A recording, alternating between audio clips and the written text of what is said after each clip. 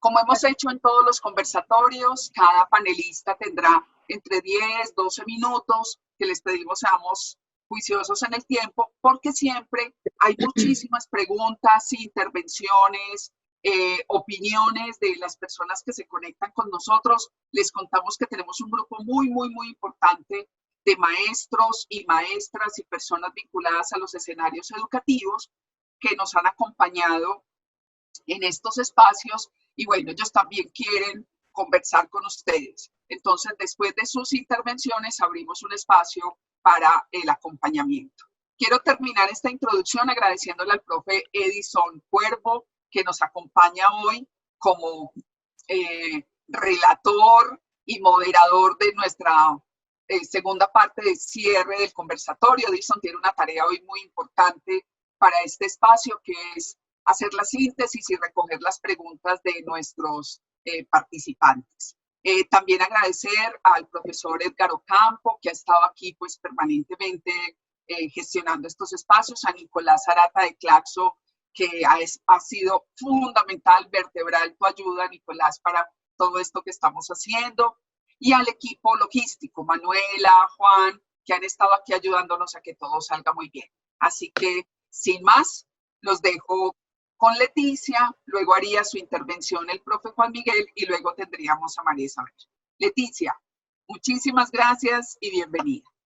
Bueno, un placer estar con ustedes. Me encanta esta actividad que con tanto entusiasmo están impulsando desde Claxo, Antioquia y otros organizadores, de estar con los panelistas. Me fascina la idea de intercambiar al respecto. Con respecto a mi participación, voy a hablar de 6 elementos que me parece a mí que son importantes para tratar de entender esas condiciones precarias de la educación. Como se dijo antes, este es un tema que no surge por la pandemia, sino que es una consecuencia de un contexto y de una historia en nuestros respectivos países. Por ejemplo, dentro de los 6 elementos voy a mencionar en primer lugar la deformación de las prioridades del Estado, las condiciones precarias de cada país, no solamente de la educación. Tercero, la débil y transparente capacidad de gestión del Estado, la desigualdad existente, no solo entre, bueno, ya voy a especificar esas desigualdades, y la débil o inexistente visión estratégica de cada país y un modelo político económico excluyente. Me voy a centrar en eso porque hasta este momento es un discurso generalizado en todo el mundo decir que nadie estaba preparado para enfrentar la pandemia. Y esto se ha convertido no solo en una sombría, sino también en una forma de disfrazar la precariedad, las debilidades y la escasa atención del Estado hacia las necesidades básicas de la población, en particular salud, educación, seguridad social, empleo. Entonces, quizás mi preocupación central es en torno a ello, porque todos dicen lo mismo, no estábamos preparados, por lo tanto, de una u otra manera vamos a enfrentarlo y a ver cómo nos va. Con respecto al primer elemento que compartí con ustedes, de formación de prioridades del Estado, podemos ver nosotros que tradicionalmente, en el caso de Honduras, en el caso de Centroamérica, con mucho énfasis, se ha provocado una especie de desbalance entre los objetivos del desarrollo por un lado y los objetivos de seguridad y defensa por el otro. Es decir, se ha producido un desplazamiento del enfoque del ser humano hacia los militares y policía, y esto se traduce también en un desbalance presupuestario que nos ha presentado más para los militares y policía y menos para la gente. Yo creo que este es un elemento importante. En el caso de Honduras, en los últimos 10 años se ha visto muy marcado. Ese presupuesto de seguridad y defensa ha crecido increíblemente a costa del presupuesto que debió destinarse para satisfacción del desarrollo social. El segundo elemento hace referencia a que las condiciones precarias de la educación se insertan en las condiciones precarias del país. Y así tenemos nosotros un cuadro bastante variado de problemas que van desde la debilidad institucional, la polarización, la politización sectaria de las mismas instituciones, la fragilidad del Estado de Derecho, empleo y desempleo, seguridad social insuficiente, deterioro del sistema de salud y escasa cobertura de salud y educación, entre otros. O sea, tenemos países muy complejos con una serie de deficiencias y debilidades que han aflorado con la pandemia, pero se vienen gestando desde muchísimo tiempo y en particular de los últimos años. Así, de esta manera, podemos ver nosotros un tercer elemento que para mí es fundamental, es la débil y poco transparente capacidad de gestión del Estado. Podemos decir que no pueden, no saben o no quieren conducir las instituciones de la forma más adecuada. Si la situación se detuviera en no pueden o no saben, se compensaría con una capacitación, pero cuando no quieren, evidencia una mezcla de intereses políticos que están por detrás y que nos están llevando de la mano hacia un problema que es grave en toda América Latina, pero que es muy grave en este país, y es el tema de la corrupción. Y en este sentido podemos ver que hay una diferencia entre lo que formalmente se asigna como presupuesto a salud, a educación y a las demás necesidades básicas de la población y lo que realmente llega a su destino. De esta manera, entonces, vemos que hay un problema grave que nos impide a nosotros hacer comparaciones realistas y pensar que eso que formalmente entrega un gobierno a través del presupuesto hacia el tema de educación y de otros temas, realmente es apenas una fracción de lo que debería estar llegando. El cuarto elemento hace referencia a la desigualdad generalizada. Y aquí podemos ver que no solamente hay discrepancia o desigualdad entre el presupuesto que se destina al desarrollo y el presupuesto que se destina a seguridad y defensa. Eso es, digamos, lo clásico que ha marcado el contexto en los últimos años. Pero también hay una desigualdad y una diferencia creciente entre lo rural y lo urbano. La atención que se le presta a un sector y la que se le presta a otro sector es radicalmente diferente y muchos de los problemas están situados en este nivel. Pero también hay otra desigualdad, que es la diferencia entre lo público y lo privado. Lo público deteriorándose aceleradamente y lo privado fortaleciéndose aceleradamente. Y esto lo vemos en todos los ámbitos, pero en el ámbito de educación es mucho más claro todavía y nos debe llamar la atención.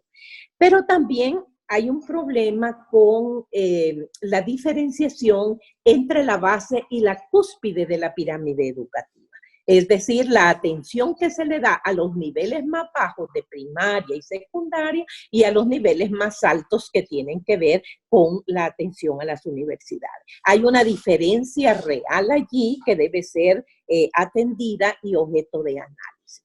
Pero también hay otro elemento que es fundamental, que es los que tienen y los que no tienen. Fíjense ustedes que no hago una referencia a ricos y pobres, porque cuando se plantea esta situación, dejamos en el limbo esa capa intermedia de clase media en distintos niveles, que en este caso de la pandemia los ubica más del lado de los que tienen que de los que no tienen. Y aquí estamos hablando entonces de una situación que nos conduce a los contextos de las familias y de las comunidades.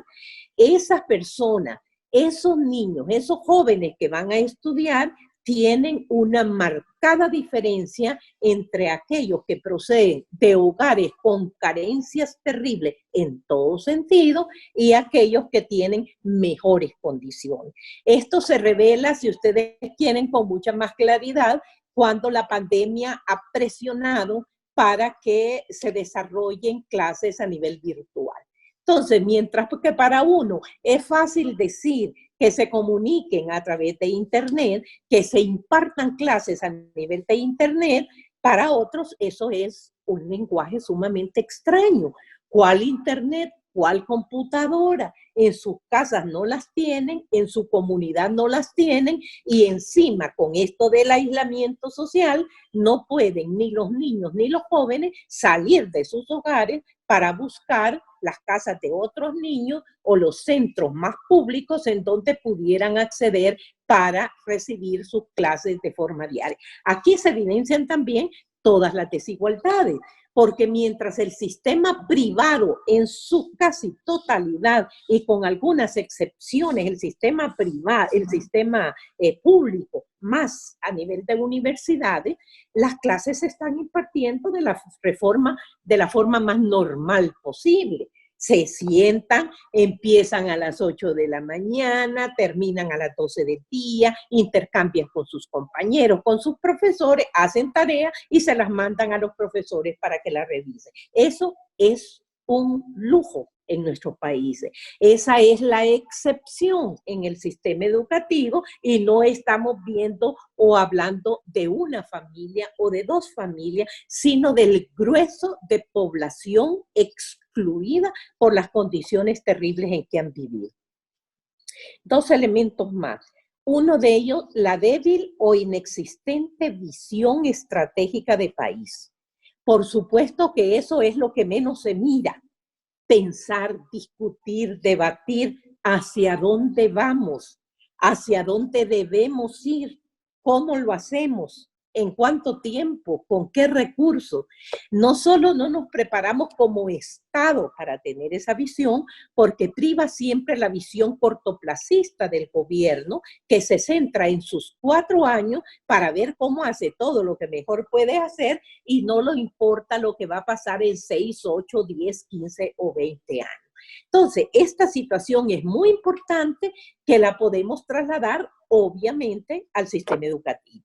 Esta carencia de visión estratégica en el sistema educativo es, pero tan evidente que nos ha agarrado con las manos arriba ante una situación de pandemia para la que debimos estar preparados.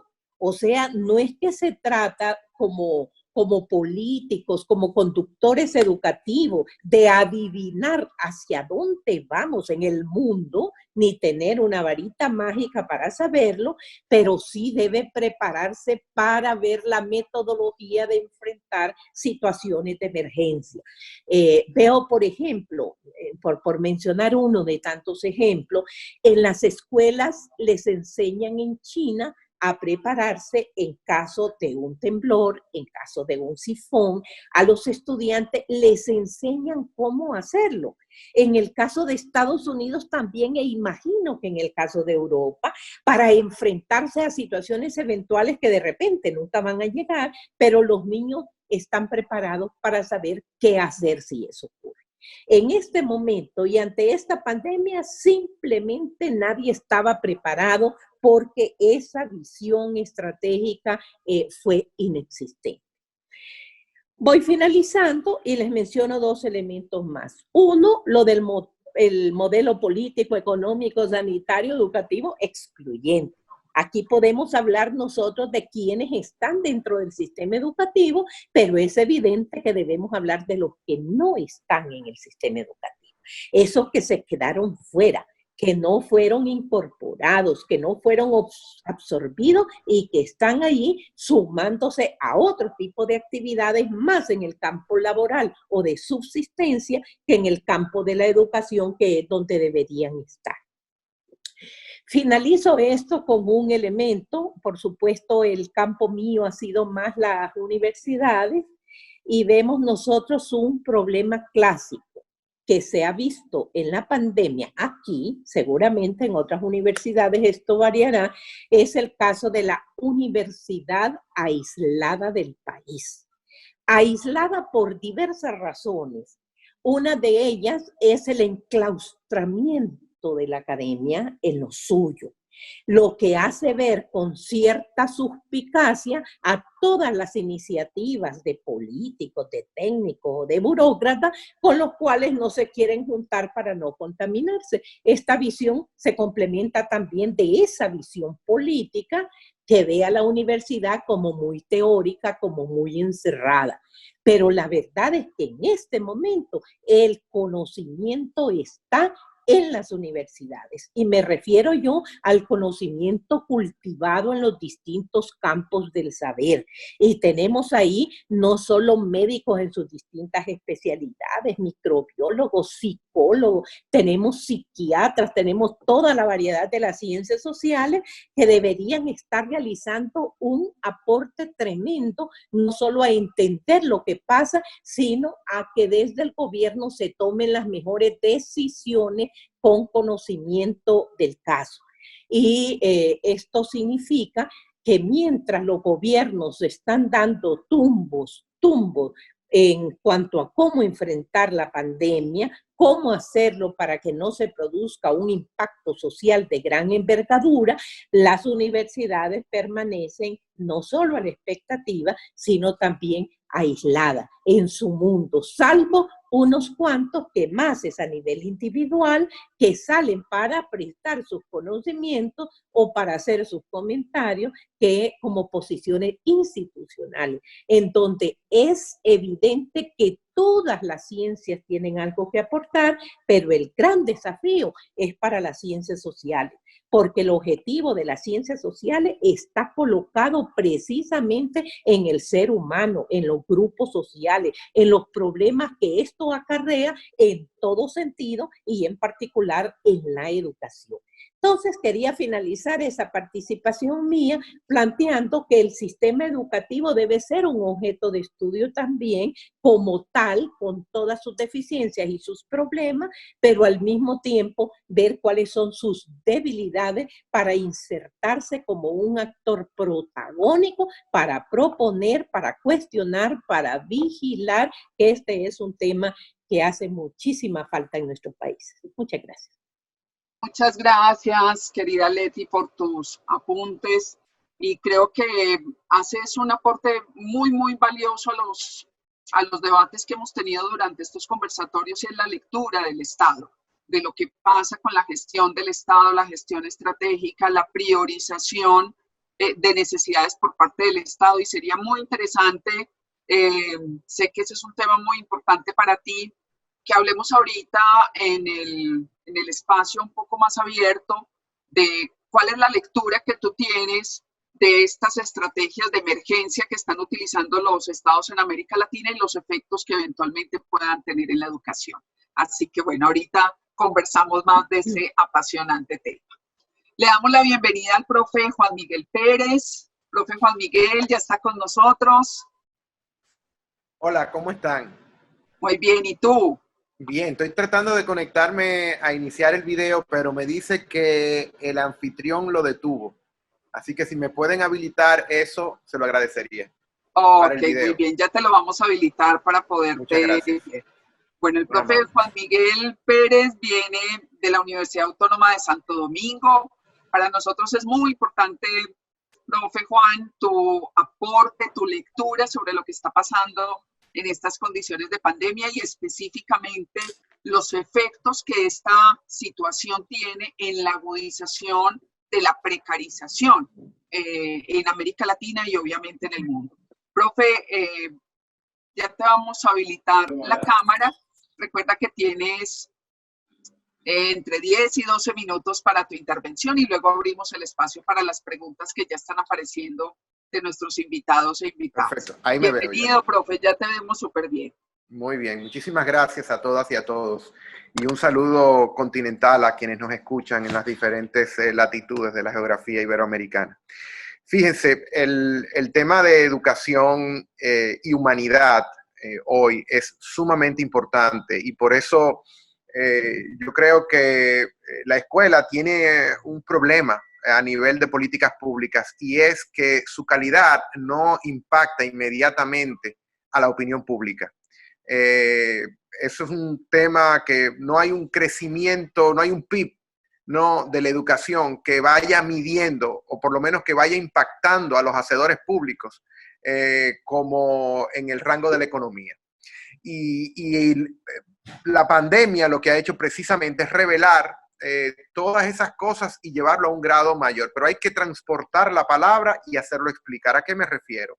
La reacción de los dominicanos, como todo en la vida, ¿no? Como todo en la vida de la gente y en la vida de los pueblos, es para los sociólogos la reacción lo que nos dice el sustrato que hay detrás de la aparente normalidad, ¿no? Cuando vivimos estados normales, suelen ser estados que han sido o amortiguados o ocultados por los medios de comunicación oficiales sobre las verdaderas características, dinámicas, estructuras, lógicas y consecuencias que, por ejemplo, la gente humilde, que son las que tienen menos acceso a poder expresarse como tal, y de ahí las ciencias sociales como un mecanismo de vincular la vida de los pobres a la vida de la gente que toma las decisiones sobre la vida de los pobres. Entonces, nos damos cuenta en esta pandemia que ellos de repente han tomado un protagonismo, pero es un protagonismo descalificado por las clases dominantes, porque es el protagonismo, por ejemplo, cuando hay toque de queda, de salir a la calle, que es el protagonismo de aglomerarse cuando hay situaciones que implican un distanciamiento interpersonal. Pero ¿qué sucede? Que las condiciones objetivas de vida de la gente le impiden no responder como las clases dominantes le exigen que responda a la gente humilde.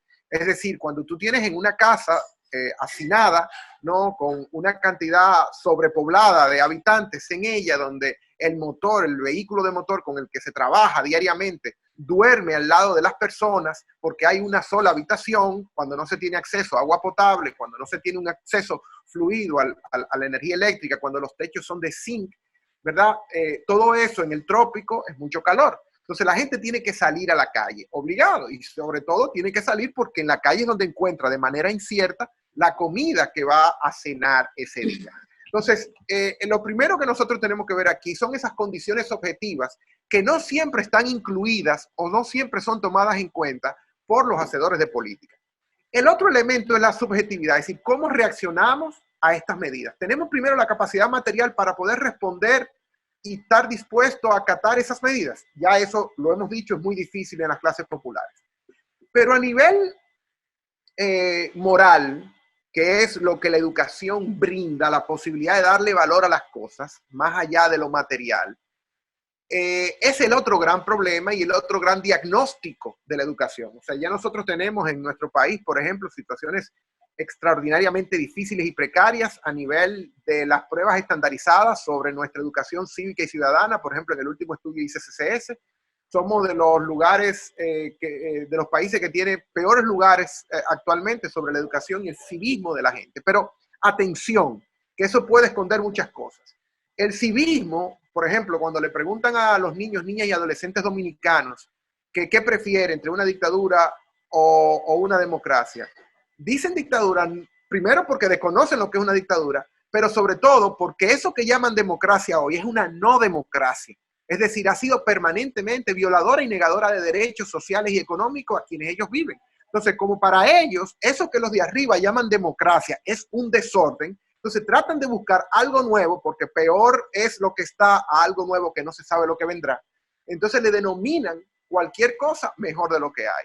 Entonces, precisamente ese es el elemento que marca la reacción calamitosa, no solamente a las realidades socioeconómicas y políticas que tenía la gente antes de la pandemia, que ahora se han revelado, sino es también la reacción cultural que tienen los dominicanos, por ejemplo, a lo que ha sido décadas de un sistema educativo en miserias, en todas las miserias, que hace que asimismo descienda un capital cultural que tanto en el plano psicoafectivo, como en el plano social, como en el plano intelectual, tenga pocos recursos para salir de una manera creativa a poder resistir más ya de lo que resisten, que es extraordinariamente creativo. O sea, la economía doméstica del barrio, para no reducirla a una casa que tienen los pobres, es lo que lo hace sobrevivir en un neoliberalismo como el nuestro, cada vez más apropiado hacia espacios privados y cada vez menos propicio a que las soluciones a problemas comunes sean mancomunadas, sean públicas.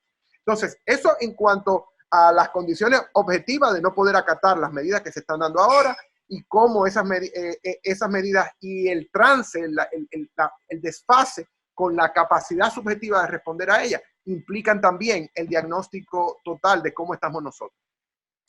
Pero hay un elemento que también a mí me gustaría tratar, y es el tema de la importancia que tiene en nuestras sociedades lo cultural como un mecanismo que se transmite a través de la escuela tratando de mejorar. Miren, el gran mito de la escuela es que ella cambia sociedades, y nosotros sabemos desde el punto de vista historiográfico, ahí están las obras de Georges Duby, de los grandes historiadores, por ejemplo, medievales, de los grandes historiadores de la educación, que dicen que las escuelas fueron creadas para enseñar a los más pequeños a vivir en la sociedad que ya existe.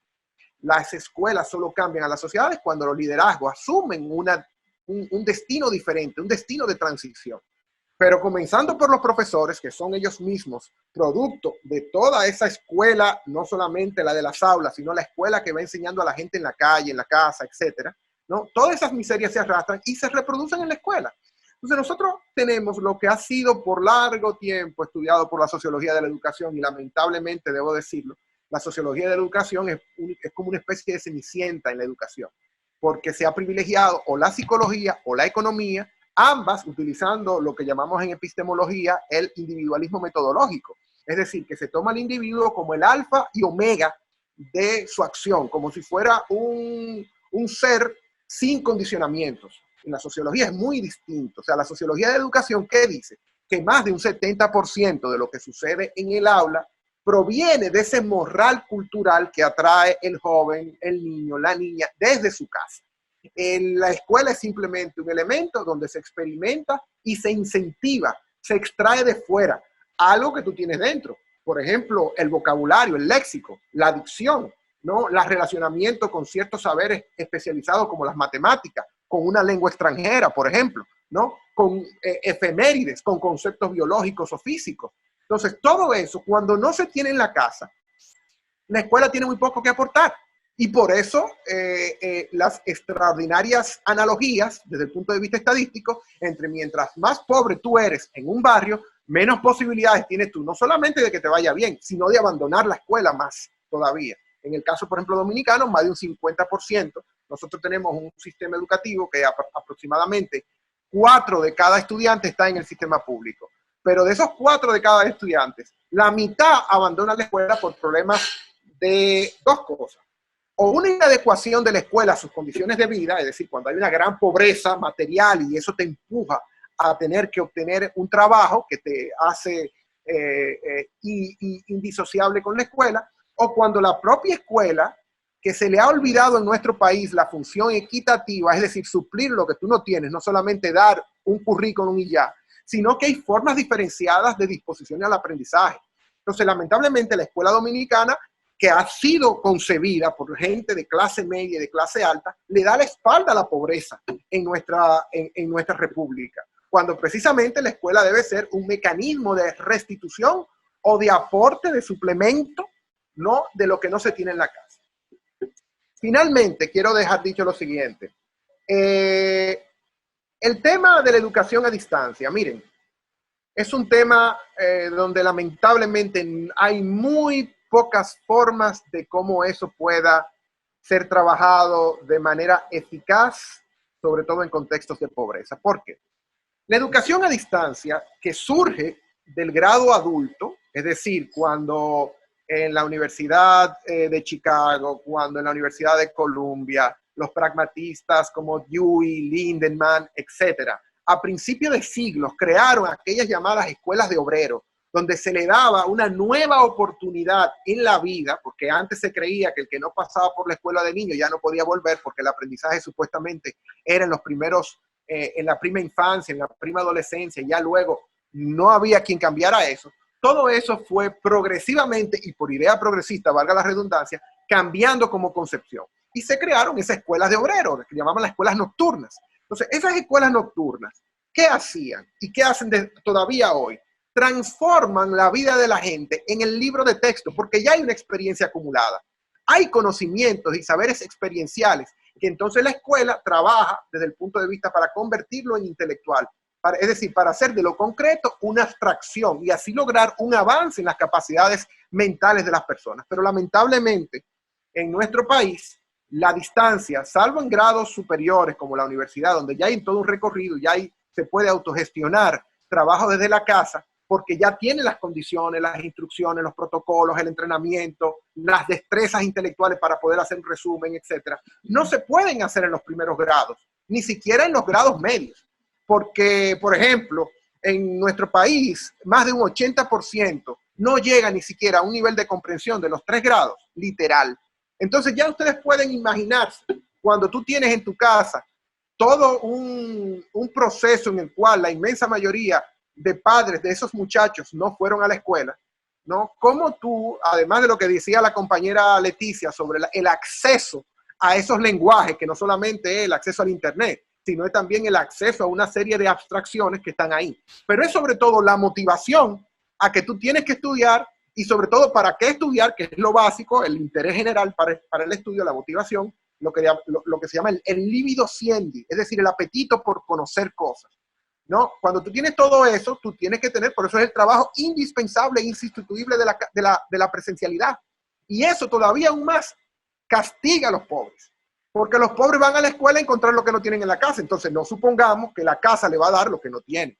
Esas son expectativas de los poderes públicos que tratan, como decimos en nuestro país, de allantar, es decir, de simular que están haciendo algo, cuando nosotros sabemos, y ellos los primeros, y si no lo saben, peor aún, porque entonces estamos en manos de gente que desconoce, cómo funciona la transmisión de conocimiento, la incorporación de ese conocimiento que se hace siempre en mancomunidad y con la guía de alguien que sepa, no a teledistancia.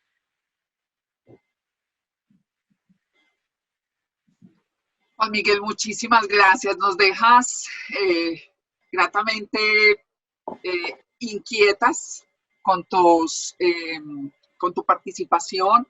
Creo que hay un tema que tocas que es de vital importancia para este debate y que apareció en un conversatorio anterior, y es el papel de los maestros y maestras y la escuela como un escenario de generación de opinión pública, de formación de lo público y de formación de la ciudadanía para poder entender lo que pasa. Nos gustaría mucho que ahorita ampliáramos un poquito más esa idea, que tú la expresas de manera muy contundente. La escuela no genera opinión pública, no genera transformaciones de tipo cultural que le permitan a la gente entender lo que pasa y actuar frente a ella. Nos encantaría que desplegaras un poquito más ahorita en el conversatorio.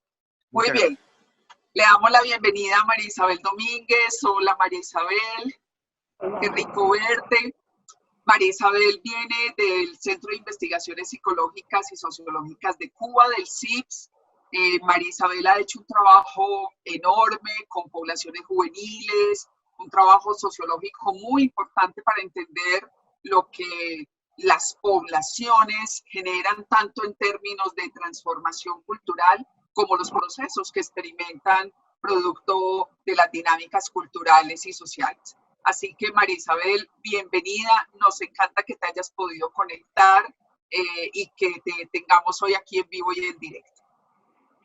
Bueno, muy buenos días a todas, a todos. Para mí es un gran placer poder compartir este espacio con mis colegas y poder participar de este debate tan significativo en los tiempos que corren.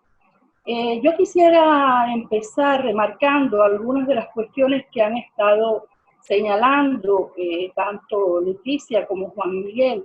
Y es que cuando hablamos de América Latina y del Caribe, no podemos desconocer que estamos hablando de la región más desigual del planeta y que esas desigualdades y sus impactos sobre la inclusión social tienen expresiones diferenciadas generacionalmente y por lo tanto fuertes afectaciones para niños, niñas y jóvenes.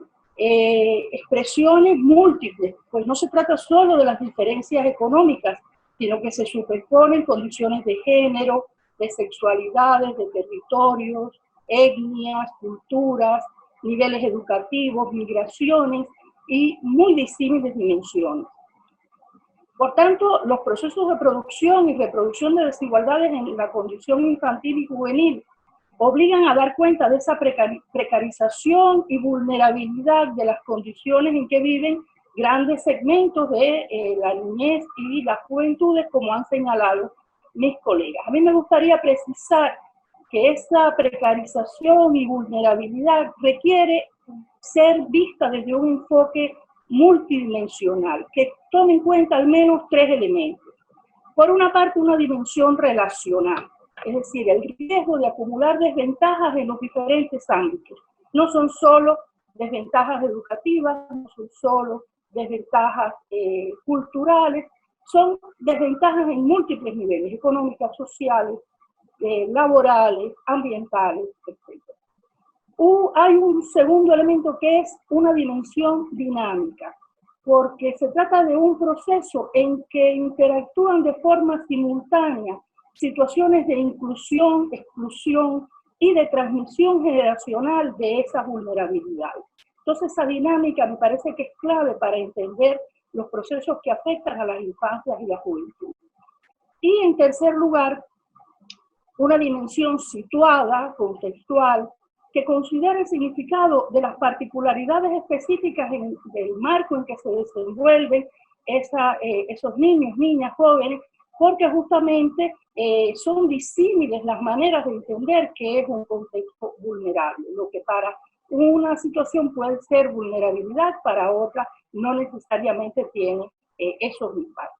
Entonces, los procesos de precarización y vulnerabilidad que afectan a las generaciones más jóvenes son expresión de los problemas estructurales que vive la región. Son desigualdades económicas y sociales y falta de condiciones reales para lograr una inclusión social con equidad por el escaso impacto transformador de una buena parte de las políticas públicas, por su escasez, por su debilidad, que en muchas ocasiones benefician más a aquellos que ya están integrados, mientras a los más vulnerables apenas le dan posibilidades de cambiar su situación.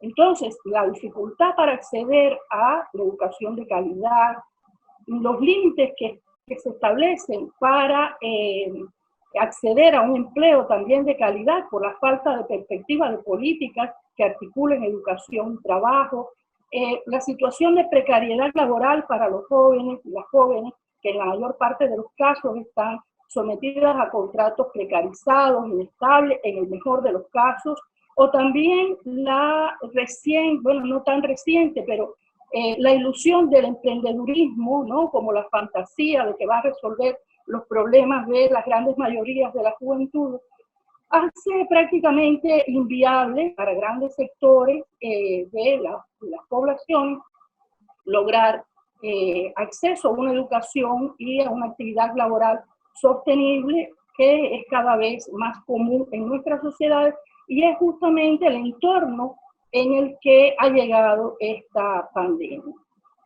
No podemos perder de vista también que la reversión de muchos de los procesos progresistas que vivió la región en décadas anteriores, y también la llegada al poder de gobiernos de derecha o el fortalecimiento de algunos que ya estaban, han traído justamente la implementación o la agudización de políticas neoliberales que tienen un impacto directo sobre las brechas sociales, que no son atemperadas por políticas públicas que son cada vez más excluyentes. Y en ese crecimiento de las brechas, creo que hay que reconocer cómo impactan los acelerados cambios que se han ido imponiendo en la tecnología, cuyos avances separan más a aquellos que pueden seguir el ritmo de las nuevas demandas y los grandes grupos que no tienen acceso o tienen un acceso todavía precario y cuya preparación va resultando insuficiente y van quedando relegados. Es cierto, y muchas veces en conversaciones con otros colegas se habla de que una elevada proporción de niños, niñas y jóvenes en buena parte del mundo hoy, incluso en nuestra región de Latinoamérica y del Caribe, acceden a las tecnologías digitales. Incluso en algunos países de nuestra región, la tenencia de teléfonos celulares es casi universal, la conexión a Internet para muchos también es una condición cotidiana.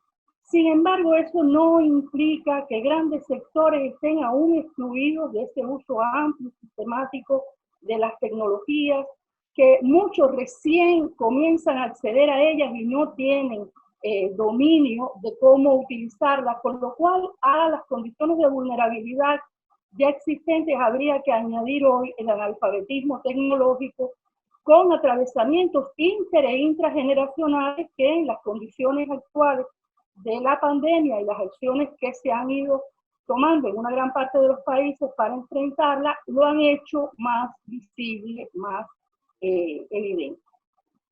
Entonces, en ese atraviesa el mundo de hoy y en que muchas de las alternativas han sido justamente estas acciones de la educación virtual, esa relación y esas desigualdades se han hecho mucho más notorias. Está claro que la relación, el uso de las tecnologías digitales y la educación es una relación que se ha hecho muy visible a lo largo del siglo XXI y que sin lugar a dudas es una de las transformaciones que ha estado teniendo lugar en las formas de establecer los vínculos pedagógicos, los vínculos educativos, aún en etapas previas a esta pandemia. Pero la extensión que ha alcanzado hoy y el hecho de convertirse prácticamente en la opción única, pues complejiza la situación y aumenta las brechas entre sectores que tienen acceso y sectores que no lo tienen. Y eso pone de nuevo en la mesa de debate la necesidad de repensar el rol del Estado para minimizar las desigualdades y el papel de las políticas públicas que incluyan de manera específica este tema de la brecha tecnológica como un elemento central a considerar. Pero por supuesto eso va a depender de la voluntad política de los gobiernos según sus signos, pues la transformación digital depende más de políticas redistributivas que de cuestiones puramente tecnológicas. Y también implica visiones diferentes para la educación, no solo en el sentido formal, sino también en el sentido de la formación ciudadana, crítica, participativa, en relación con el uso de esas tecnologías. Cómo se usan esas tecnologías, cómo ese acceso que se va haciendo cada vez más amplio, más masivo, ¿a qué se dedica? Al consumo, a una participación y constructiva dentro de la sociedad. Por lo tanto, es un ámbito que va a requerir del acompañamiento desde las políticas públicas. También es un elemento de perspectiva intergeneracional. Hoy los niños, los jóvenes, tienen también mucho que enseñar a las generaciones adultas y por lo tanto ahí se transforma un poco esta relación entre y la juventud. Quisiera destacar dos aspectos que me parecen relevantes para el propósito de contribuir al desarrollo integral de niños, niñas y jóvenes. En primer lugar, lo que vengo con una perspectiva, un enfoque universal, sectores y ventajas sociales. En segundo lugar, la prioridad al nivel local de esas políticas, como el espacio concreto donde se puede atender de forma más directa las condiciones de desigualdad. No basta con políticas generales, tienen que tener una adecuación local a cada condición concreta. En tercer lugar, creo que esas políticas no basta solo con formularlas, es necesario también darle un seguimiento a su implementación, de manera tal que en cuarto lugar nos permita monitorear sus resultados y saber si están teniendo, qué efecto están teniendo, si logran reducir las desigualdades, si las mantienen o si incluso las incrementan, como en muchas ocasiones ocurre. Y por último, yo creo que es importante que esas políticas involucren actores sociales diversos, en acciones también de contraloría social, que significan una herramienta de promoción de la participación ciudadana. Estos enfoques combinarían la perspectiva de derechos, el paradigma del bienestar y el de la equidad social, y nos permitiría un marco analítico desde el cual conocer la situación real en que se encuentran las infancias y las juventudes, explorar sus causas y sobre todo una perspectiva de acción para su transformación. Con ese tipo de enfoque es el que se trabaja en la sociedad cubana. Y por eso, aunque entiendo el planteamiento de mi colega Leticia cuando señala que el discurso generalizado, es decir, que nadie estaba preparado para enfrentar la pandemia y que todos dicen lo mismo, hay que hacer algunas salvedades. Y entre esas salvedades yo creo que está el caso de Cuba. En Cuba, de manera sistemática, hay una prioridad para las políticas dedicadas a educación y salud. Por solo citar algunos datos relevantes, diré que el 28% del presupuesto nacional se dedica a la salud pública y el 22% a la educación, es decir, que entre ambos concentran el 50% del presupuesto total. El sistema educacional cubano, que es público y universal, garantiza la matrícula en el nivel primario, es decir, para los niños y las niñas de entre 6 y 11 años, en un 99,7%. Y en el nivel secundario, es decir, de 12 a 17 años, en un 84%. Y al mismo tiempo hay 215 estudiantes universitarios por cada 10.000 habitantes. Sin embargo, Cuba no es un lugar avanzado en materia de acceso a las tecnologías digitales. Si bien en los últimos 5 años los usuarios de telefonía celular y acceso a Internet casi se han triplicado, aún no todas las familias y todos los niños, niñas y jóvenes pueden acceder a una conexión de calidad. A lo que se suma que se ve enfrentada a múltiples limitaciones como resultado del bloqueo de los Estados Unidos que también afecta a esta área como muchas otras. Por eso, ante la suspensión de las clases como parte de la estrategia nacional, que es común, ha ocurrido en muchos lugares para garantizar las condiciones físicas que exige reducir la propagación de la pandemia, y teniendo en cuenta que esa cobertura virtual no es universal, pero sí la cobertura televisiva, el Ministerio de Educación y el Ministerio de Educación Superior en Cuba han coordinado con el Instituto Cubano de la Radio y la Televisión y con el Ministerio de Cultura una programación de teleclases, o sea, un programa de clases, canales nacionales, de manera que llega a todos los rincones del país, organizado por niveles y tipos de enseñanza que mantienen de alguna manera el ritmo del curso escolar y también programas de preparación para el ingreso a la universidad. Se ha definido una estrategia para cuando se reinicie el curso escolar, cosa que no tiene fecha definida porque ocurrirá en dependencia de la evolución de la pandemia, organizada en 3 etapas durante 8 semanas. La primera etapa de 3 inicial, sistematizar, ejercitar y atender las diferencias individuales de los estudiantes, porque evidentemente no todos van a reincorporarse con el mismo nivel, no todos van a haber aprovechado el tiempo de la misma manera, no todos habrán seguido el programa televisivo, no todos tendrán, como estaba diciendo hace un momento mi colega Juan Miguel, no todos tendrán familias que puedan contribuir a el aprovechamiento de esas clases. Por lo tanto, esa será la primera etapa. La segunda etapa, de otras 3 semanas, estará encaminada a evaluar los resultados y las últimas 2 estarán destinadas a compensar aquellos que tengan los resultados menos favorables y darle una nueva oportunidad de concluir satisfactoriamente su nivel de enseñanza. Yo creo que eso es un elemento también significativo. Las juventudes han estado convocadas a contribuir desde su preparación educacional y sus habilidades tecnológicas a desplegar iniciativas culturales y a desarrollar aplicaciones informáticas que contribuyan a un mayor aprovechamiento de los espacios virtuales, a un uso más sano del tiempo en casa. Asimismo, por ejemplo, los estudiantes de medicina y de otras carreras afines han estado formando parte de aquellos grupos que contribuyen a labores de pesquisaje, a distribución de medicamentos en grupos vulnerables. Es decir, que todo este proceso forma parte de una formación ciudadana que los y las jóvenes aprovechan para contribuir al esfuerzo colectivo de las acciones que se llevan y que, además de la formación, digamos, escolar propiamente dicha, pues tiene otro tipo de contribución.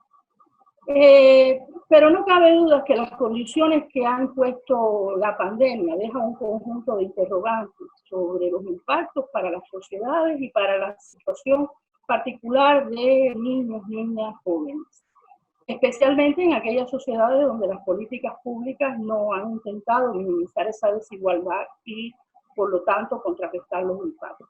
Voy a terminar dejando abiertas algunas de esas interrogantes que creo que nos preocupan a todos, a todas. En primer lugar, y en relación con el tema que nos ocupa más directamente, diría, bueno, ¿cómo se van a incorporar a las aulas aquellas estudiantes que no pudieron hacer un seguimiento a las clases virtuales? ¿En qué condiciones de desventaja quedarán frente a los que sí se mantuvieron conectados? Una segunda interrogante que creo que también está latente para todos, para todas, es si ha llegado la educación virtual y el teletrabajo para quedarse en magnitudes mayores que las que han tenido hasta ahora. Puede estar apareciendo la ilusión de que no es necesario trasladarse y estar presencialmente unidos, sino que de esta manera se puede hacer lo mismo que se hacía presencialmente. Realizará aún más las diferencias intra e intergeneracionales en tecnología, o por el contrario, esta utilización tan amplia contribuirá a mayores acercamientos. Hasta el exceso de la falta de conectividad a generar nuevas exclusiones.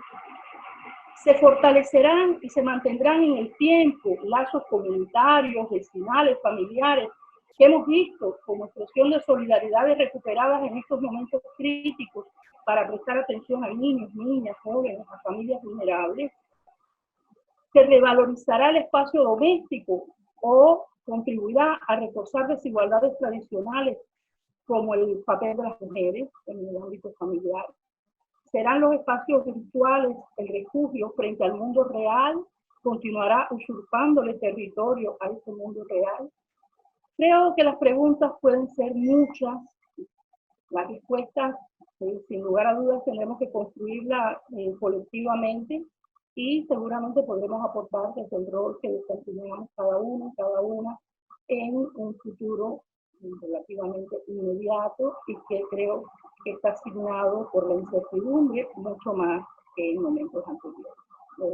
Hasta aquí, muchas gracias.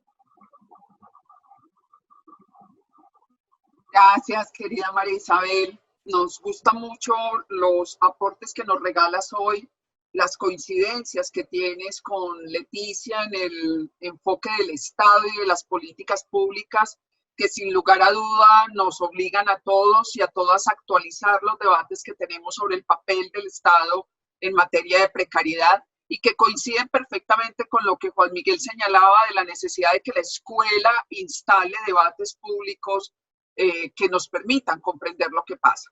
Estos tres temas que les planteo coinciden con las preguntas que ya están apareciendo de nuestros participantes, así que le doy la palabra a nuestro querido Edison para que nos cuente y podamos abrir el espacio de preguntas.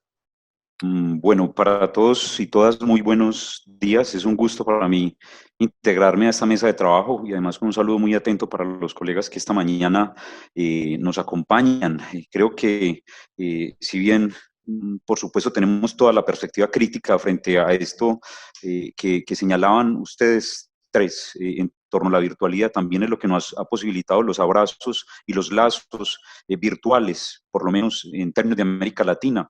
porque desde aquí, desde Colombia, y escucharles en Cuba, en República Dominicana y en Honduras, creo que nos va dando ese ejercicio de acompañamiento. Alguien inclusive escribía en el chat lo importante también de estar desde esas regiones apartadas en Argentina para escucharlos y sentirnos un poco más humanos, que creo que eso es una de las labores que tiene la educación y precisamente el debate en materia de la importancia de las ciencias sociales y las humanidades en torno a esto que acaece.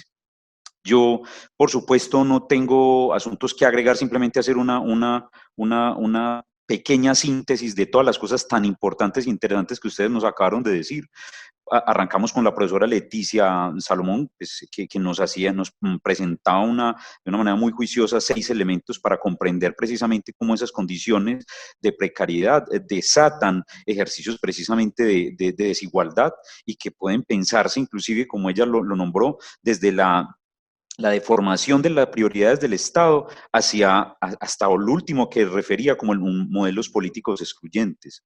Hay ideas que nos dejaba la profesora Leticia muy relevantes, que las personas pues han empezado a comentar y se han empezado a desatar ahí las intervenciones, y por supuesto la invitación a todo el grueso de personas que nos acompañan para que vayan estableciendo ahí sus preguntas también, tanto en el chat de Zoom como en Facebook Live, para que podamos ir amenizando esta discusión. Asuntos, reitero, que nos dejaba usted, profesora Leticia, en términos, por ejemplo, de la desigualdad generalizada.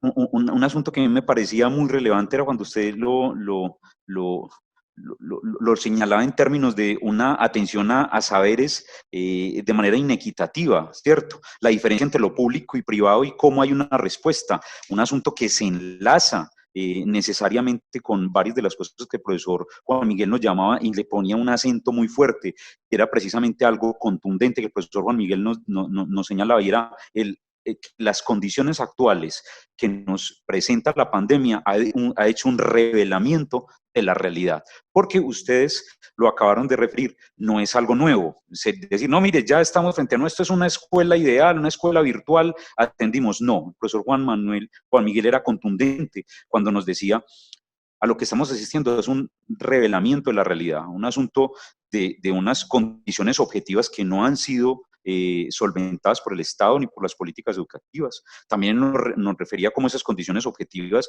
impiden de manera diferenciada la respuesta de los distintos sectores. Los sectores más favorecidos responderán de una manera, pero también los sectores menos favorecidos de otra, y él apuntaba de una manera muy crítica. Entonces, cómo ahí inmediatamente saltan las alarmas para hacer una serie de críticas a cómo determinadas partes de la población reaccionan de manera distinta a como lo debiera resolver, pero claro, lo están resolviendo desde algo que él llamó muy importante, y es la reacción cultural, que depende también del capital cultural, con los recursos que se tenga para resistir o para responder.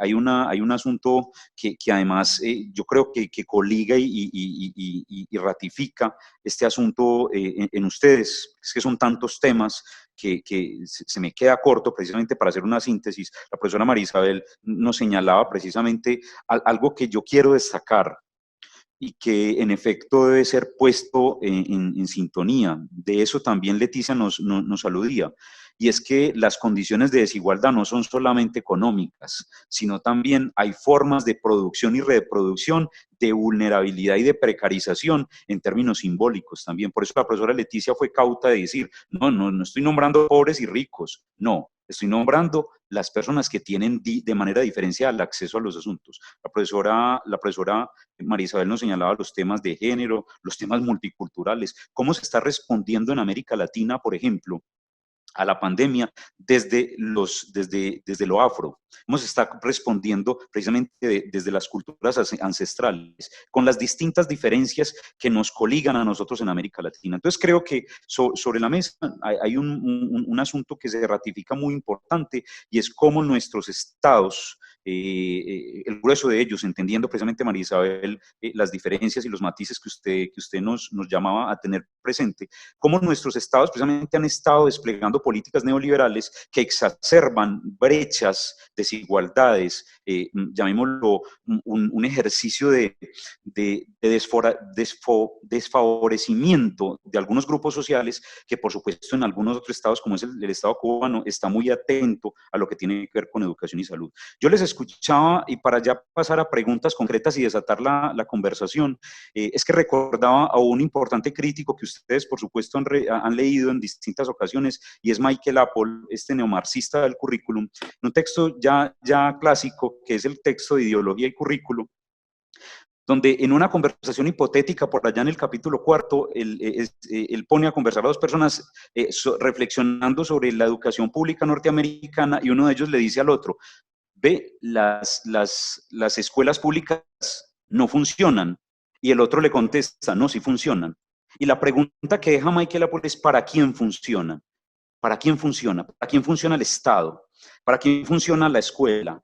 Entonces yo quiero generar una primera pregunta a la luz precisamente de las intervenciones que nos han dejado las personas sobre la mesa y es, ¿será comprensible que los estados no tengan una visión estratégica de la educación, pero que no solo los estados no la tengan, como ha sido develado, no está, porque en muchas ocasiones no se ha podido tener esta respuesta o no se está viendo, pero, y ahí quiero ser un poco también crítico, pero también será comprensible que algunos maestros o que alguna parte del profesorado tampoco la tenga, precisamente por esos discursos de eficientismo social y marcada lógica, llamémoslo neoliberal, de entender que hay que cumplir con los deberes, cumplir con los indicadores, cumplir con los criterios de progreso y de eficiencia, tanto que nos demandan las políticas públicas como que se tienen en materia de educación. Le damos la palabra a Leticia, que hace ya unos minutos no le escuchamos. Muchísimas gracias, Edison. No, la verdad es que esa cuestión de la visión estratégica es un elemento fundamental que choca o que se encuentra con varios problemas. Uno de ellos es esa visión inmediatista de los gobiernos.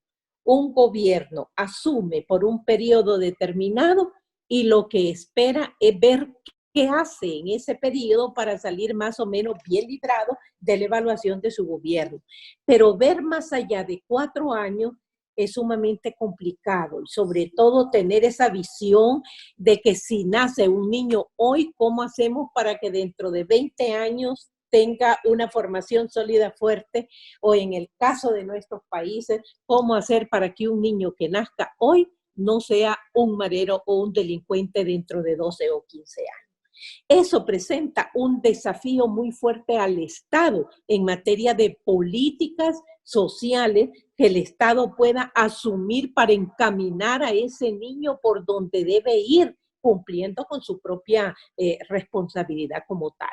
En ese sentido, entonces, cuando nosotros vemos que no hay visión estratégica en el Estado, pero tampoco lo hay en los conductores de la política educativa a través de los ministerios de educación o a través de las universidades en lo que respecta a la visión de hacia dónde vamos y qué tipo de estudiante queremos formar, ahí tenemos un gran déficit en nuestro sistema educativo que nos lleva entonces a pensar. Por supuesto que esto que yo menciono tiene sus distintos grados de empeoramiento. Quizás si lo vemos en algunos países la situación es grave, en otros países menos grave y en otros quizás esto no sea un problema, pero en realidad es un problema que se ha evidenciado cuando destaca la pandemia. Por ejemplo, cuando se habla de una política de aislamiento social en un mundo que es tan interconectado, o se pregona el quédate en casa cuando no hay ingresos, no hay comida, no hay para pagar los servicios y al mismo tiempo cuando las personas ven que se están robando el dinero destinado a la pandemia, que en el caso de Honduras eso es evidente, si la gente ve que miles de millones de lempiras están desapareciendo por mal manejo y allí en sus colonias la gente se está muriendo de hambre, esto indudablemente provoca un rechazo social. En el caso de Honduras estamos viendo distintas manifestaciones en las que pese a la prohibición de salir a las calles, la gente se manifiesta, se toma carretera diciendo tenemos hambre. Y este discurso de tenemos hambre se relaciona también con esa política sectaria de distribución de la ayuda de parte del gobierno. Sacan grandes cantidades de dinero y la comida que mandan a barrios y colonias es para los seguidores del partido del presidente de la República. Entonces la gente dice, ¿cómo es posible? Le dieron a mi vecina de la derecha y al vecino de la izquierda, pero a mí no me dieron nada porque no soy de ese partido. Entonces esas personas van acumulando una serie de insatisfacción y de rechazo a la política pública y sobre todo a la visión que tiene un gobierno determinado para enfrentar la pandemia. Entonces nosotros vemos una situación realmente complicada, porque si no tenemos esa visión de que este es esencialmente un problema de salud, y la verdad que a muchos gobiernos se les olvida, al nuestro es el primero que se les olvida, porque le ha asignado un rol protagónico a militares y policías. Entonces, mientras deben ser los especialistas en salud, con sus distintas ramas, los encargados de conducir la forma como se enfrenta el problema, por supuesto tienen que haber otros especialistas relacionados con las implicaciones sociales, las implicaciones económicas y las implicaciones políticas. Pero si dejamos nosotros que solamente sean los empresarios los que asuman el tema económico, vamos a ver que son lógicas distintas que van de la lógica de lo público a la lógica de lo privado. No encaja. Entonces, esa demanda casi desesperada e insistente de parte del sector privado diciendo hay que abrir las empresas, hay que abrir los comercios, eso obedece a una lógica económica que choca con la lógica social porque se expone a una gran cantidad de personas que salgan a la calle a contagiarse de una enfermedad para la cual el Estado no está preparado para asumirla si esta situación empeora. Muchas gracias, Leticia. Usted inclusive en esa intervención que usted hacía inicialmente, porque lo señalé y lo puse aquí en grande, usted nos invitaba a algo, a proponer, cuestionar, vigilar, que es uno de los papeles fundamentales que en este momento tenemos. Hay un asunto que quisiera también sugerirles, o precisamente retomar, Alexandra lo ponía también sobre la mesa, muy importante, y quisiera decantar, porque usted nos acaba de señalar precisamente unas respuestas que el Estado está teniendo de manera diferenciada, privilegiando precisamente asuntos políticos, privilegiando y además reproduciendo criterios de desigualdad. Pero yo quiero generar un poco el foco sobre algo que el profesor Juan Miguel nos acotó y que además también Alexandra nos ponía el acento y nos decía, y entonces el papel de los maestros y las maestras en la formación de lo público para dar respuesta a la pandemia. Profesor Juan Miguel, usted pudiera ampliar de pronto ese cuestionamiento, porque usted dijo algo contundente, profe Juan Miguel. Una cosa es esperar que la escuela responda de acuerdo a lo que ella es, con una serie de dinámicas internas, el papel del profesorado que se tiene en la escuela, pero se le ha querido desplazar al maestro la responsabilidad de que esa misma relación pedagógica se dé en casa, pero es que en casa, como cada uno cada una y usted ha señalado, no puede ser igual. Porque es que en la casa, en el hogar, hay otros criterios de desigualdad, hay otras formas de relacionamiento que no pueden ser iguales. Profesor Juan Miguel, ¿pudiera usted profundizarnos algo de esto? Miren, dos cosas. En primer lugar, el ser humano aprende de tres fuentes, de tres lugares de producción de conocimiento cultural, donde se incorpora y se transmite el saber que hereda, el saber ancestral. ¿No? Ese que está ahí cuando yo nací, ese que se incorporó en mis costumbres de cómo sentir, pensar y actuar, que es la definición antropológica de lo que es cultura, cuando yo ni siquiera estaba consciente de que eso estaba operando. De ahí los prejuicios. Por ejemplo, en nuestra sociedad se aprenden los prejuicios en la primera infancia. y luego eso sencillamente se va desarrollando. Igual las habilidades lingüísticas, la competencia del hablar, de cómo tú pronuncias una palabra o no, eso es prácticamente luego irreversible. Tú lo que puedes hacer es atenuar la inconsciencia al respecto de lo que tú estás haciendo, y de ahí viene lo que los lingüistas llaman, por ejemplo, la inseguridad al momento de hablar.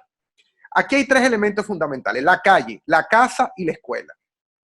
La casa es un lugar situado en donde se aprenden los primeros conocimientos, pero si ese conocimiento luego va a una escuela que no comprende lo que se trae de la casa, es problemática. Hay un camino entre la casa y la calle, y si la escuela, entre la casa y la escuela, y si la escuela no es susceptible de absorber y financiar las necesidades o carencias que tiene esa casa, el currículum no va a entrar tal cual está concebido. Lo otro es la calle. Tú puedes tener la mejor escuela, tú puedes tener la mejor casa, y si todo eso está en contradicción con las formas de vivir en la calle, que es donde el niño o la niña se juega su dignidad, encontrando un trabajo, siendo incorporado por un grupo de amigos, conquistando o no un noviecito, una noviecita, etcétera, se cae el currículum de la escuela y de la calle, es decir, y de la casa, porque se privilegia el de la vida, porque eso es algo pragmático, es elemental, es el lugar de sobrevivencia. Entonces, ¿qué pasa? Tenemos ideales de currículum, por un lado, creyendo que ese currículum va a cambiar la sociedad, y por otro lado tenemos el discurso oficial. Entonces hay una contradicción entre el discurso oficioso, la práctica que se tiene en la escuela, creyendo que la escuela es una isla aparte, y la escuela no es una isla aparte. De la escuela se nutren varias cosas. Primero, quienes lo dirigen son los que dirigen la sociedad. En segundo lugar, el currículo debe ser enseñado por profesores que viven en esas condiciones de la calle. Entonces, traen la calle a la escuela. Entonces, ¿qué sucede? Aquí me voy a referir al caso cubano. En nuestros países, lamentablemente, no hay un objetivo supremo de hacia dónde va un educador en la construcción de la ciudadanía, que como una especie de vademecum va a enseñarle al niño en todas sus dimensiones de aprendizaje. En el caso cubano, por ejemplo, nosotros tenemos un mandato, ¿no?, que es la construcción democrática y socialista de un país con condiciones específicas, históricas, con elementos de muchos méritos, pero el educador cubano sabe que está educando para el socialismo. Ahora, en República Dominicana, el educador dominicano no sabe para dónde va. Él le dicen una serie de generalidades. A él le dan una serie de mandatos tan vagos como democracia. ¿Pero cuál democracia? Si es la democracia que estamos viviendo ahora mismo, es una no democracia, porque no es la gente que está mandando, son unas élites. Entonces, cuando tú tienes esa desorientación de parte del maestro, porque no ha sido taxativamente comandado para decir, mira, tú vas a aprenderle que la solidaridad, por ejemplo, es lo más importante. Tú vas a enseñar a los niños que el compartir es algo tan importante como saber matemáticas, pero no, nosotros tenemos una escuela ultra intelectualista que se fija en saberes como matemáticas, lengua española, efemérides históricas que ni siquiera son explicativas, son una serie agiográfica de datos, en fórmulas y conceptos físicos y biológicos que no tienen ninguna relación con la vida. Miren, por ejemplo, le voy a decir a qué nivel de desorientación está yo soy profesor universitario de las clases humildes, en una universidad de la gente humilde, del pueblo, la pública, la Universidad Autónoma de Santo Domingo. Yo tengo 600 estudiantes todos los semestres, en 13 secciones superpobladas, que vienen de los barrios más marginados, aún siendo esos las élites de esos barrios, porque son los que terminan el bachillerato, es decir, un 50% de los que se van quedando en el camino. ¿Y qué sucede con ellos? Cuando yo le pregunto y analizamos en las clases de introducción a las ciencias sociales, de sociología jurídica, de comunicación y sociedad para periodistas, de vida en comunidad para médicos, el tema de la pobreza, más de un 80% me dicen que fue no visto o muy poco visto en sus años del bachillerato. ¿Qué le quiere reflejar eso a ustedes? Que llegan muy desorientados, muy desubicados, descontextualizados, porque precisamente para el poder revelar que la pobreza es una hechura, facilitaría a la gente saber que siendo una hechura también puede deshacerse. Y esa historicidad es peligrosa, es subversiva. Entonces, en los sistemas indoctrinarios del capitalismo, la historia no le gusta mucho. Entonces, ¿qué pasa? Eso mismo lo asumen los profesores. Entonces, ¿qué pasa? En un contexto histórico como este, lo que debería hacer el profesor, precisamente, es, dada que las condiciones no son las óptimas, extraer del problema actual el contenido de texto de las clases, saber cómo se está viviendo la pandemia en sus lugares, cuáles son las dificultades, cuáles son las causas de esas dificultades, pero eso sería extraordinariamente subversivo para un sistema extraordinariamente conservador como es el de República Dominicana. Recordamos que nosotros vivimos en un sistema en el cual la República Progresista de Juan Bosch en el año 63 fue interrumpida por un golpe de Estado, que luego una contraofensiva revolucionaria para tratar de recuperar el poder, que fue aplastada por 42.000 marines, y desde entonces tenemos una república lamentablemente conservadora, en el que la escuela se ha incorporado a ese proceso de conservadurismo igual, que es lo que produce los sujetos neoliberales que hoy tenemos lamentablemente sobreviviendo y adaptándose a este sistema de, reitero, sobrevivencia. Muchas gracias, profesor Miguel. Usted nos apunta precisamente sobre un tema que es reiteramos, el papel del maestro, la maestra, y en cierta medida la desconexión que la escuela históricamente ha tenido frente llamémoslo, a esa identidad y a esas problemáticas reales del sujeto que no pasan y que no entran a la reflexión escolar. Pero quisiera abrirlo un poco, o por lo menos ampliarlo, hacia un escenario que es muy relevante, profesora María Isabel, porque su mirada, por supuesto, se hace desde Cuba, pero si algo es interesante en Cuba es que hay una mirada también sobre América Latina, porque es lo que nos hermana y nos junta.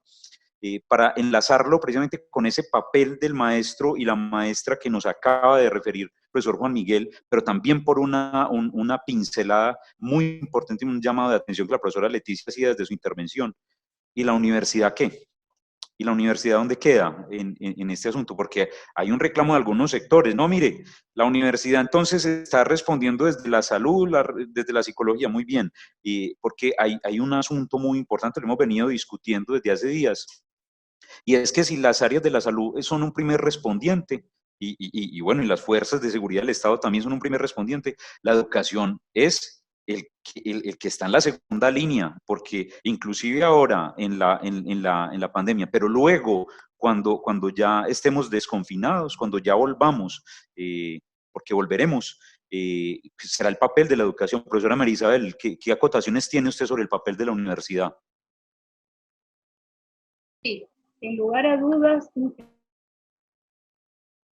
es un punto de llegada y al mismo tiempo un punto de partida. O sea, porque a la universidad llega un conjunto de jóvenes que ha atravesado porcional y que ha atravesado por este escenario que nos decía Juan Miguel, o sea, viene de un hogar, de una familia, de un sistema educativo a lo largo de sus niveles, viene de los diferentes barrios, de los diferentes contextos, de los diferentes grupos sociales. Y en una universidad pública y universal, como es el caso de la Universidad Cubana, pues, punto de llegada de toda esta diversidad de jóvenes y al propio tiempo es el punto de partida hacia aspiraciones laborales, profesionales, futuras. Entonces, justamente está, digamos, mandatada para, por una parte, responder a esa diversidad, intentar que toda esa disimilitud de jóvenes en condiciones de así equitativa, lo que significa la enseñanza universitaria, garantizar una retención escolar, garantizar que terminen estudios, porque muchas veces sabemos que las cifras de matrículas en muchos países luego no tienen nada que ver con las cifras de egresados, porque los procesos de deserción. Ese es uno de los propósitos fundamentales, como la universidad recoge esa diversidad de estudiantes que llegan y logran que atraviesen a lo largo de ellas satisfactoriamente. pero al mismo tiempo es una universidad, como toda la enseñanza en Cuba, desde los niveles más tempranos, que no tiene un enfoque tecnocrático. Educación, y en este caso una universidad, en estrecho vínculo con la sociedad, en estrecho vínculo con las necesidades de diferentes espacios, o sea, con las necesidades económicas, con las necesidades ambientales, y justamente se trata de eso, de cómo articular que esa enseñanza que se recibe, ese aprendizaje que allí se obtiene, tenga un valor para esa vida social, de crear un ciudadano participativo, un ciudadano crítico y un ciudadano que sea capaz luego de revertir socialmente eso que obtiene desde la educación, que es absolutamente dispuesta por parte del Estado. Entonces, justamente por eso yo cuando intervenía inicialmente, hablaba de que una de las acciones que se ha estado promoviendo durante esta etapa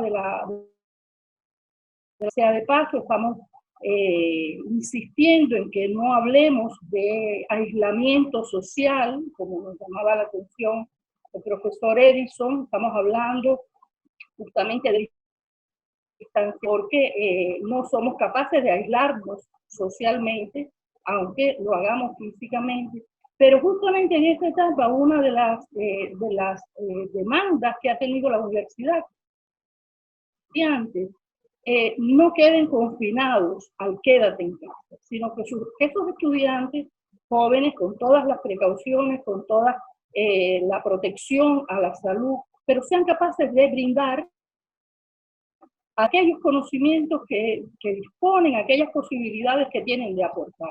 Desde los que tienen posibilidades de aportar desde el punto de vista pedagógico, desde el punto de vista cultural, desde el punto de vista informáticas que luego se socializan a toda la población, o todo un grupo que está también haciendo pesquisaje masivo en las calles, o sea, casa por casa, viendo dónde distribuyendo a las personas adultas mayores, ayudando a los adultos mayores también a que puedan quedarse en casa y no tengan que salir a autoabastecerse.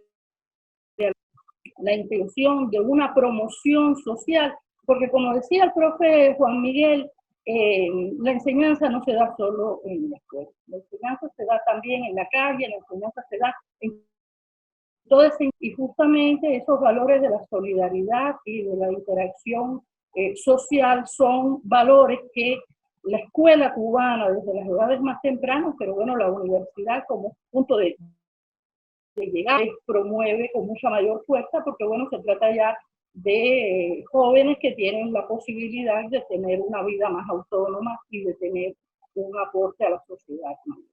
Eso sería lo que... Muchas gracias, María Isabel. Yo dejaría una última pregunta, como para ir redondeando cosas, pero por supuesto dejo la misma pregunta a los tres. Hemos hablado de condiciones de precariedad, hemos ratificado un asunto muy importante, y es que no estamos hablando de nada nuevo. Es que si teníamos una sociedad desigual, si teníamos una sociedad precaria, si teníamos una sociedad que estaba de cara frente a las desigualdades sociales, pues la pandemia nos vuelve a revelar de manera extrema lo que tenemos. ¿Cuál entonces considerarían los tres, o las compañeras y el compañero, para ser más justo en materia del uso del lenguaje y la inclusión, cuáles considerarían ustedes deben ser el papel de la educación en la contemporaneidad? Sí, como lo decía en esa conversación hipotética de Michael Apple, la escuela debe continuar reproduciendo la desigualdad, la universidad debe continuar reproduciendo la desigualdad. Nosotros como investigadores, como maestros, profesor Juan Miguel, como usted lo decía, que somos conscientes de que estamos en una institución educativa que reproduce, pues aquí sería traer a Bourdieu y Passerón precisamente para reproducir las condiciones ideológicas de desigualdad que tiene el Estado, y es el medio en el que nosotros nos movemos. ¿Cuál entonces debe ser el papel del maestro, papel de la educación en precisamente la visibilización y la crítica a las condiciones de desigualdad y las condiciones precarias que se han visto en esta América Latina que está enfrentando un problema de pandemia mundial. Profesora Leticia. Bueno, yo creo que sí, algo hay que agradecerle a la pandemia, es haber colocado todo esto en un plano inobjetable. Es decir, muchos analistas, estudiosos, profesionales señalaban estas deficiencias desde hace mucho tiempo, pero era como mantener un discurso que no había entrado en el ámbito de lo público, porque en el ámbito de lo público los diferentes gobernantes y las personas que conducen en el país a través de las distintas instituciones siempre han creído que lo que están haciendo es lo mejor para el país. Y se termina un periodo de gobierno y consideran que hicieron mucho por el país cuando están repitiendo condiciones lamentables como estas que se han hablado en este día. Yo creo que a partir de ese momento sí creo que conviene sacar las lecciones en general y muy en particular en el ámbito educativo. Es decir, de qué manera vamos a regresar el aula algún día, tanto a nivel de universidades, a nivel de secundaria, para pensar en qué, para sistematizar cuál experiencia, para sacar cuáles lecciones que obliguen a darle una sacudida al sistema educativo en los diferentes niveles. Es decir, no podemos seguir hablando y utilizando textos que idealizan el papel de los habitantes de un país cuando en la práctica vemos que esas personas se encontraron en problemas realmente graves. Y no me refiero solo a cosas buenas o a cosas malas. Por ejemplo, en el caso de Honduras, y sí sé que está ocurriendo en varios países, en los barrios y colonias el aislamiento social es muy relativo, porque las personas salen, se encuentran en los parques, se encuentran en las esquinas, van a las pulperías, siempre hay una forma de interrelacionarse, a diferencia de las ciudades, en donde el confinamiento es más estricto, porque si salen a las calles va a haber alguien que los está vigilando. Pero al mismo tiempo, ese espíritu comunitario se ha expresado para realizar una especie de defensa comunitaria ante los posibles contagios, pero al mismo tiempo algo peligroso y que está aflorando ahí, y es el hecho de rechazo visceral y a veces violento hacia las personas que pueden traer el virus y contagiar a su comunidad. Este es un elemento que nos está diciendo que hay cosas buenas, pero también hay cosas malas. Y esto lo están recuperando también los estudiantes, niños, jóvenes de nivel intermedio, universitario, lo están viviendo a diario en sus casas. Y cuando regresen a la supuesta normalidad, tendrán que reflexionar sobre esto y sacar las conclusiones del caso. Pero no solamente es un tema de desafío a los maestros y a los estudiantes, es un problema de desafío a los conductores de las universidades y a los conductores de los ministerios de educación. Es decir, es un repensar lo que nosotros tenemos. Es una constatación de lo mal que hemos estado para ver qué podemos cambiar para que esto funcione de una manera diferente, no solo cuando vuelva a ocurrir una pandemia, sino cuando vuelvan a ocurrir cualquier tipo de crisis o de emergencias en nuestras sociedades. Entonces, yo sí creo que esto nos está obligando a todos a repensar esa vuelta a la supuesta normalidad, en donde tenemos que ver qué aportamos para cambiar lo que hemos tenido hasta ahora y que hasta este momento no ha recibido toda la debida atención desde el Estado. Muchas gracias, Leticia. Profesor Juan Miguel. Fíjate, me voy a referir a tu pregunta con una anécdota. Un día, en una de mis clases, estábamos abordando el tema de la reproducción social, es decir, ese mecanismo mediante el cual los hijos de pobres reciben un legado, los más humildes reciben un legado en capital económico, capital social, es decir, relacional, capital cultural, saberes que te hacen desenvolverte en un determinado lugar y, por supuesto, el capital inicial de salir, ¿no? Entonces, ¿qué sucede? cuando yo les reflejé los datos tal cual están en la realidad dominicana. Y uno de esos muchachos, viniendo de esos barrios marginados, se me acercó al final de clase, ya yo iba caminando hacia mi vehículo, y me dice, profesor, si las estadísticas son como usted dice, ¿qué hago yo estudiando? A mí se me presentó un dolor de cabeza como de una semana, tratando de lidiar con el dilema que implicaba o decirles la verdad, pero ser un aguafiesta y instaurar la desesperanza, o reproducir la ilusión sobre la sociedad neoliberal como The American Way of Life, donde hay oportunidades de quien quiere puede, etcétera, etcétera, etcétera. Y la respuesta a eso precisamente la da Bourdieu. Usted hizo referencia a Bourdieu y Passerot. Bourdieu decía que hay que desinflar las ilusiones, o mejor dicho, moderar las esperanzas. Y yo creo que eso se trabaja en el aula, y cuando usted está más cerca, eso se ha estudiado miles de veces, cuando usted acerca las esperanzas objetivas de las posibilidades subjetivas, es decir, lo que cree la persona, hay mayor inversión del estudiante en llegar a la meta, que aunque esté más cerca y es menos ambiciosa, es más accesible. Y eso precisamente es lo que hace el poder de la convicción de que yo voy a poder llegar. Porque si no, lo otro, cuando es muy ambicioso, queda en una quimera. Y al final la gente utiliza la idea de la escuela como una especie de salvavidas para no caer más bajo, pero realmente no le pone todo el interés como para poder superarlo. Y evidentemente, lo otro que yo creo es la labor política del educador. Yo creo que el educador tiene una misión. Tiene una misión, vamos a llamarle con un eufemismo ecuménico, democrática, que es de devolverle a la gente la convicción de que ellos son parte del sistema político del cual lo han marginado, del cual lo han vetado, del cual lo han maltratado. Y que ellos son, y por eso todavía cuando usted nombra algo es que existe. Si nosotros vivimos diciendo que en este país, República Dominicana, hay democracia, la gente se cree que hay democracia y no actúa por ella.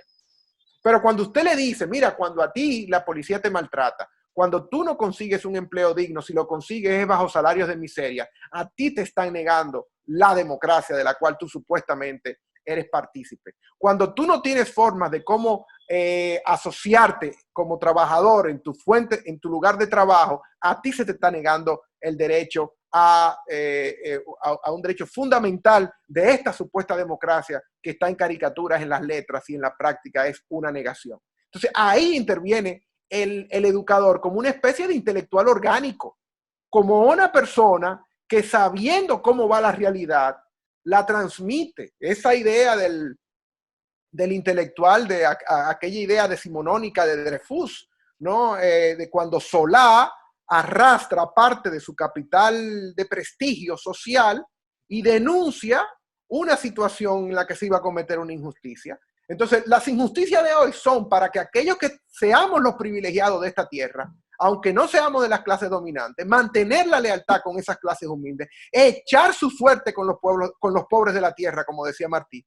Es la orientación inicial, freiriana, celestiana, de Celestán Bugle, en fin, de todos esos que nos han antecedido a nosotros como educadores, Raúl Ferrer, para referirme al caso cubano, por ejemplo, John Dewey, para referirme al caso norteamericano, etcétera, etcétera. Y finalmente termino con esto. En el año 1884, Martí le regaló a República Dominicana un texto extraordinario que se llama Maestros Ambulantes. Es un sistema educador de educación que saca la educación de las aulas y se va a conversar con la gente. Y dice él, y vamos a depurar el conocimiento estéril y abstracto para hacerlo concreto. Es decir, vamos a restaurar el sentimiento como una calificación, como una materia para poder enseñarla en las clases. Porque el problema de la educación, lo sabemos hace mucho, no es saber tanto, es saber qué se hace, aún sea con ese poco, para el bien común de la gente. Muchas gracias, profesor Juan Miguel. Muy sugerentes las acotaciones que nos hace, y por supuesto aquí tomamos nota completamente. Profesora María Isabel, a propósito propósito de esa pregunta común, ¿qué pudiera usted decirnos desde Cuba? Yo creo que el gran desafío cuando finalice la pandemia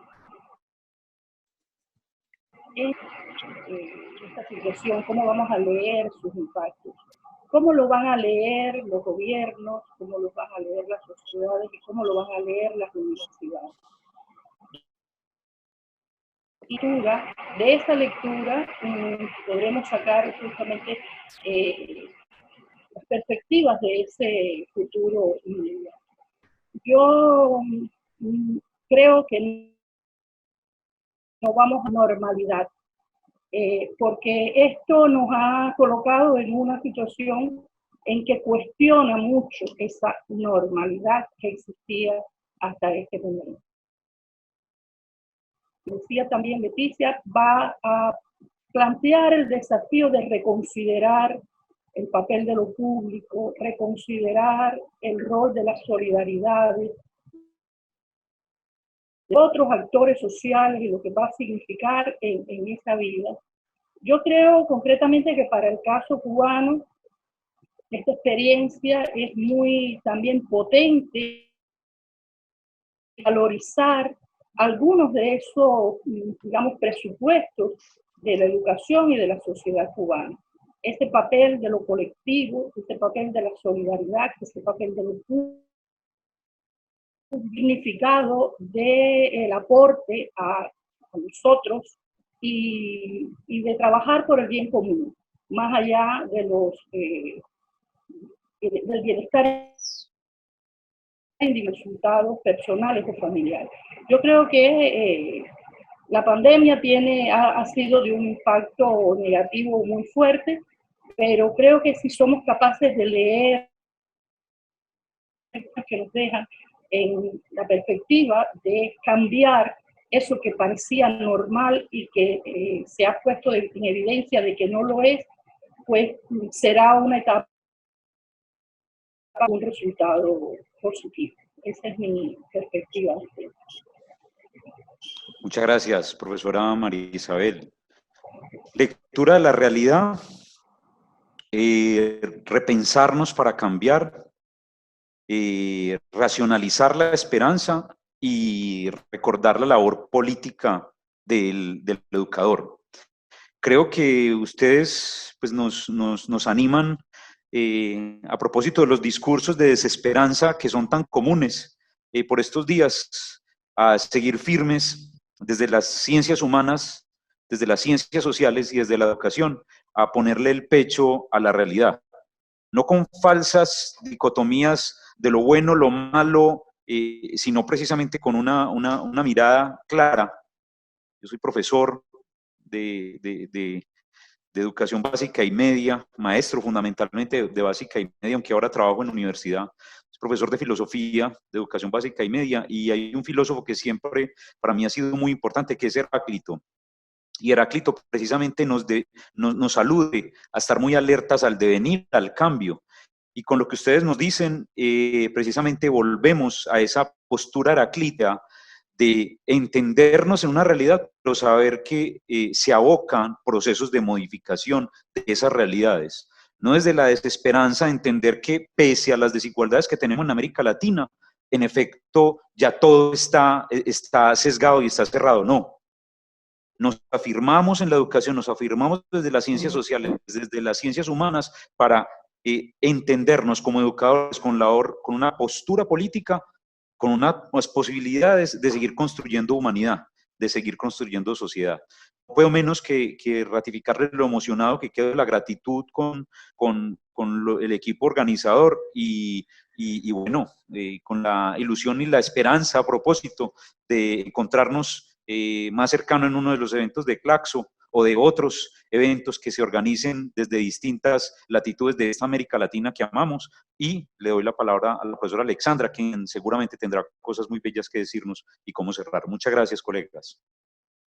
Bueno, Edison, muchísimas gracias. Yo no tengo mucho que decir, solo confirmar algo que ya se está convirtiendo como en un manifiesto de estos conversatorios, y es: no podemos objetar la crisis. Es decir, en estas condiciones, como bien lo señalan ustedes tres, que es absolutamente evidente la crisis, no se puede seguir objetando.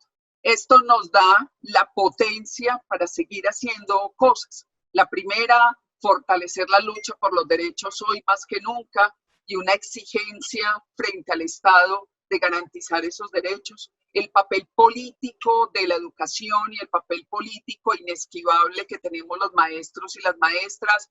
Y un apunte hermoso que nos deja hoy el profesor Juan Miguel, el contexto como currículo. Apelar a la realidad como posibilidad de interpretarla y posibilidad de transformarla. Leticia, María Isabel, Juan Miguel, muchísimas gracias por las pistas que nos dan. Edison, muchísimas gracias por tu importante síntesis. A todos y a todas las que han participado en este conversatorio, gracias por seguir aquí con nosotros. Queremos invitarles de una vez a nuestro próximo encuentro, el 6º encuentro, que además tiene un tema muy interesante y es comprender la pandemia en un marco biopolítico y de gubernamentalidad.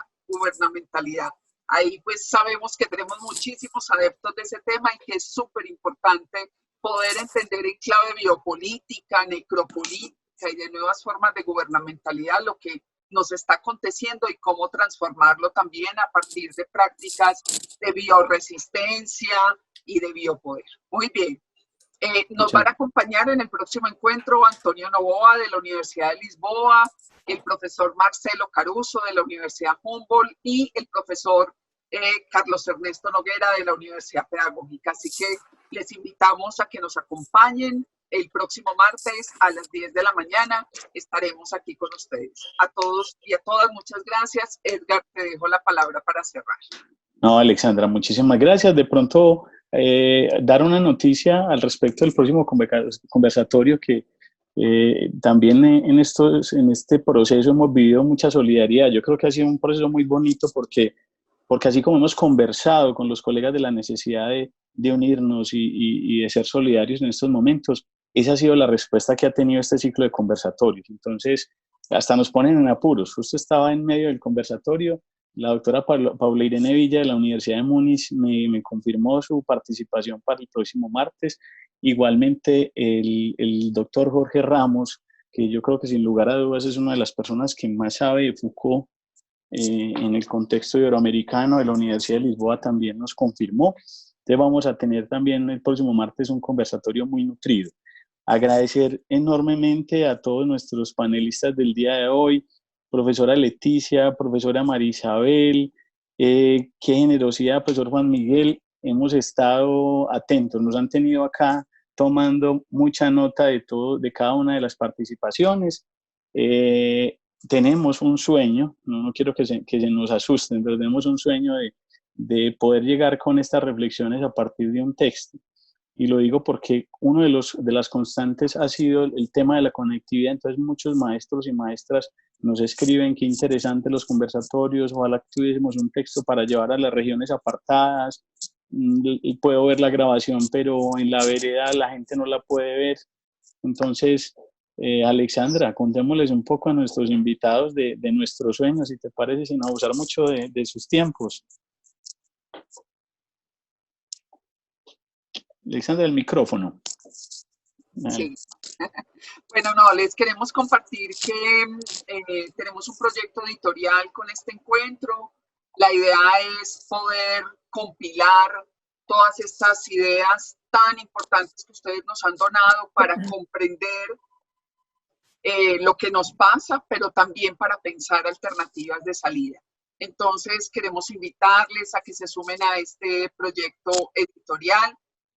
Nosotros nos comprometemos desde la Universidad de Antioquia, Claxo, todas las organizaciones que estamos apoyando este espacio, a enviarles las desgrabaciones de sus participaciones para que ustedes tengan un insumo y poder seguir trabajando sobre ellas. Casi que uno pudiera decir que las desgrabaciones ya son un texto súper organizado por la manera tan juiciosa y tan bonita como ustedes lo han presentado. Y bueno, solo requeriría como que ustedes le dieran los apuntes finales. Nos encantaría poderles tener en esa producción, sobre todo por lo que implica la posibilidad de hacérselo llegar a muchísima, muchísima gente.